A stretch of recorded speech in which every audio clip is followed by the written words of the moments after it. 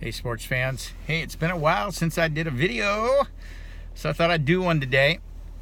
Got a message from my wife. She's so good about things. She lets me know when I'm a little off course, and I think I might have kicked your cat today a little bit because she gave me a Zig Ziglar link about kicking your cat, and it's a really cool story. If you haven't heard it, I'd heard it before, and of course there's books written about kicking your cat, but this story goes, I'm going to do it a little different. I'm not going to tell you a Zig story. I'm going to tell you a true story about me back in the day when I actually kicked a cat, and it wasn't a good situation. So here's just how the story goes.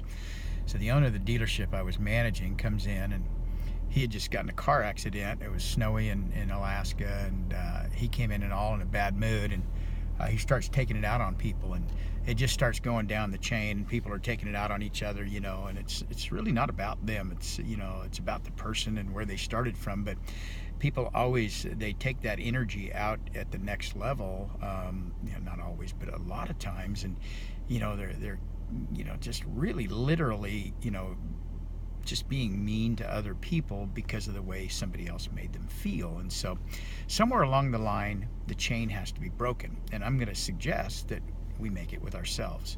And so I remember one time Kim used to say that she could always tell, the kids could always tell whether I'd had a good day and we'd sold a bunch of cars or not by my walk, by my cadence of my walk coming up the drive.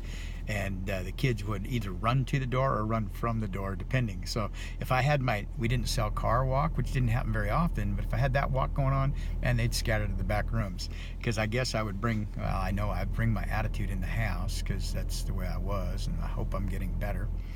But I remember this one particular day, this guy Bob, he had treated me pretty poorly because he was angry. I found out later he had wrecked a car and got a ticket, and he had a little bit of a substance issue. I think he might have been drinking or something. He got a little bit of trouble, right?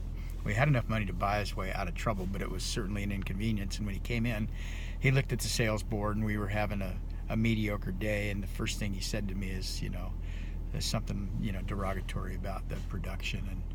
And I was always, way above anybody else's department in sales, and we had really lifted the store up, millions of dollars. And so I took it kind of wrong, and I turned around and had a pretty rough sales meeting. And I remember for a couple weeks after that, guys kind of stayed away from me, and finally I just, hey, what's up, guys? And, well, you kind of were, a little bit negative to us, and I had to make some amends to people. But the worst thing about it was my little daughter Jade, my youngest daughter. She's now 17, almost 18, graduating this year. She was just a little tiny girl, 3 or 4 years old. And I remember when I come home, she was so cuddly. I had 4 girls, and she was the youngest, and it was like a big deal to her to get, first in line for a hug or something. I worked, audacious hours, but Jade would sit there and just kind of bounce on her toes, and when I'd open the door, she'd just kind of lunge into my arms and just cuddle up with me and want to sit with me and want to eat with me and just want to just be part of my body, so to speak. Wherever I was sitting, she's just curled up like a cat in my lap. She was just really tiny. And I remember coming in and I just said something that was just totally bad, totally wrong. And it's just a little tiny girl, totally little tiny girl. And I shrank her, to this big, and I just watched her melt in front of me. And I remember that day I made a decision that I was never going to do that to my children again. And I hope I never have. I probably have in some respects, but I hope I've never done that again. So the cycle gets to stop with us, or it gets to continue, because when Zig Ziglar's telling his story, he talks about it starting way up here with this guy that is late for a meeting, and he's the owner of the business, and he gets a ticket on the way home, and so he brings a sales manager in here, chews his ass out about missing a sale. The sales manager goes outside and chews his crew out, and chews his assistant out. His assistant goes out and chews the receptionist out, and the receptionist goes out and she goes home and she chews her 12-year-old son out, and her son goes into the bedroom, and right then Tom the cat walks by at the wrong time, and he gets kicked. And that's where the story, kicking your cat comes from. And wouldn't it have been better if the owner of the business had just missed all those people and just went straight over to the receptionist's house and kicked the cat himself, and let all those other people, kind of not have to be a part of his problem.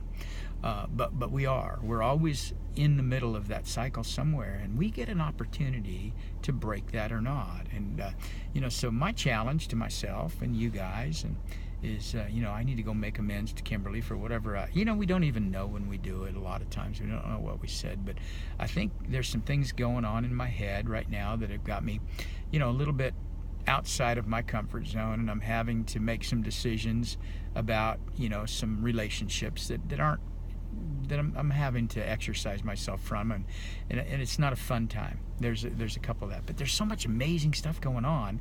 I can choose to look at that and still do the right thing, the next right indicated thing. Paul Hutchings and I talk about that all the time. No matter what's at stake, what's at risk, or what the reward might be, are we making the right decision for the right reasons?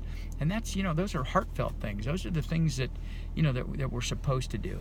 And there's another little online friend of mine, Katie Stage. You guys might want to follow her. She's funny as heck, and she's coming into her own groove right now. And she gets really thought-provoking, humorous posts all the time, and I enjoy her. But she's another one of people that I look at, and we get to choose whether we want to take a situation and make a little bit light of it. And I think we can do that better if we're coming from a place of gratitude and humility and love, instead of taking our anger and that. So when we recognize that welling up inside of us, let's try to figure out what we can do to grab that and not displace it on other people. Let's stop that circle in ourselves. Let's stop it right there. And we don't have to own somebody else's anger towards us. It's usually not about us, and we don't know what's happened to them or why they're behaving that way, but we don't have to let it stick to us, I guess is what I'm saying. So anyways, I'm going to go back and replace the cat kicking that I may or may not have done today, and I'm going to go give my wife a little hug and tell her I love her, and we're going to start this cycle over, and it's not going to continue in our part of the world. I hope yours doesn't either. So let's not kick a cat today. Man, that's hard to say.